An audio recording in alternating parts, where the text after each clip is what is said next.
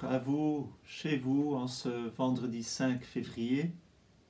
Nous entendons aujourd'hui la suite de l'évangile de Saint Marc et plus particulièrement le martyre de Jean le Baptiste. Surprenante constatation, hier nous entendions Jésus qui envoyait ses disciples.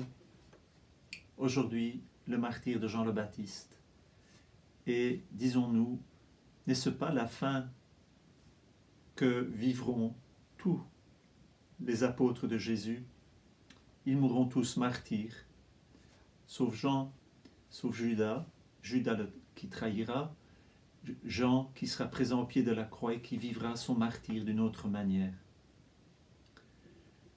Alors, lisons ce récit du martyre de Jean le Baptiste. En ce temps-là, comme le nom de Jésus devenait célèbre, le roi Hérode en entendit parler. Donc, on veut connaître Jésus, on entend parler de Jésus, ça fait du bruit. On disait, c'est Jean, celui qui baptisait. Il est ressuscité d'entre les morts et voilà pourquoi des miracles se réalisent par lui. Certains disaient, c'est le prophète Élie.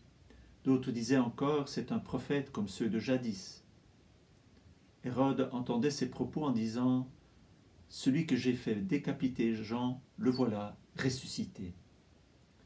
Donc, un des grands thèmes chez Marc, et un thème qui doit nous occuper toute notre vie, qui est Jésus? Ici, on entend parler. Qui est Jésus? On veut le connaître. Est-ce peut-être Jean le Baptiste? Mais non, c'est pas possible, je l'ai fait mourir, dit Hérode, mais peut-être qu'il est ressuscité. Alors, comment s'est accompli le martyre de Jean le Baptiste? Car c'était lui, Hérode, qui avait donné l'ordre d'arrêter Jean et de l'enchaîner dans la prison à cause de Hérodiade, la femme de son frère Philippe, que lui-même avait prise pour épouse.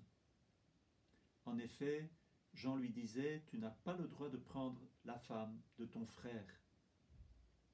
Jean le Baptiste avait posé cet acte très courageux d'être témoin de la vérité du mariage, et donc il avait dit que Hérodiade, la femme de son frère Philippe, n'avait pas le droit d'être son épouse. En effet, Jean lui disait, tu n'as pas le droit de prendre la femme de ton frère. Hérodiade en voulait donc à Jean, et elle cherchait à le faire mourir.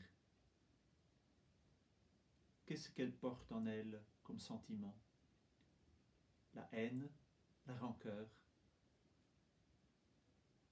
Mais elle n'y arrivait pas parce que Hérode avait peur de Jean.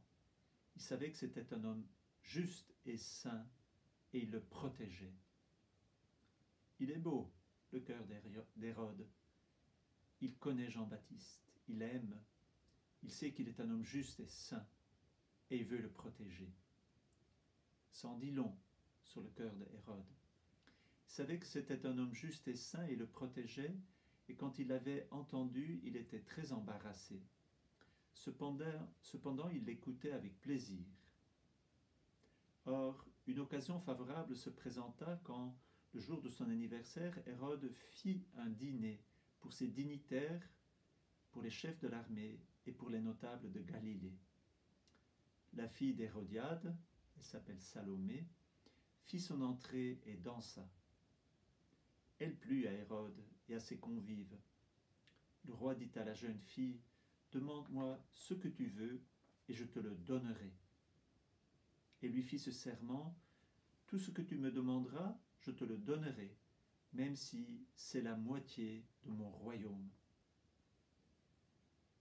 Impressionnante parole, pris de tête pour cette fille, il lui fait une promesse qui engage la moitié de son royaume, la tête de tous ses subordonnés.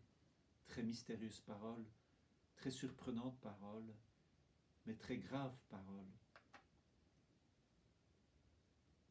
Et lui fit donc ce serment. Elle sortit pour dire à sa mère, « Qu'est-ce que je vais demander ?» Hérodiade qui est la petite-fille d'Hérode le Grand, répondit, la tête de Jean, celui qui baptise. Aussitôt la jeune fille s'empressa de retourner auprès du roi et lui fit cette demande. Je veux que, tout de suite, tu me donnes, sur un plat, la tête de Jean le Baptiste. Le roi fut vivement contrarié, mais à cause du serment et des convives, il ne voulait pas lui opposer un refus. C'est surprenant, Jean le Baptiste provoque cette profonde déchirure dans le cœur d'Hérode. À la fois, il sait que c'est un homme juste et saint, et à la fois, à cause du serment et à cause des convives, il ne peut pas honorer la sainteté et la justice qui est en Jean le Baptiste, et il préfère le livrer à la mort. Quelle profonde division que vit cet homme. Aussitôt, il envoya un garde avec l'ordre d'apporter la tête de Jean. Le garde s'en alla décapiter Jean dans la prison. Il apporta la tête sur un plat, la donna à la jeune fille, et la jeune fille la donna à sa mère. Ayant appris cela, les disciples de Jean vinrent prendre son corps et le déposèrent dans un tombeau. Voilà quelle ignoble histoire. Jean le Baptiste, qui défend la dignité du mariage, se fait décapiter. Hérode, lui aussi, fait à l'image et à la ressemblance de Dieu, sait très bien que c'est un homme juste et saint, mais il préfère rester fidèle à un faux serment, un serment qui sème l'injustice et qui cautionne la haine et le mauvais cœur de Hérodiade.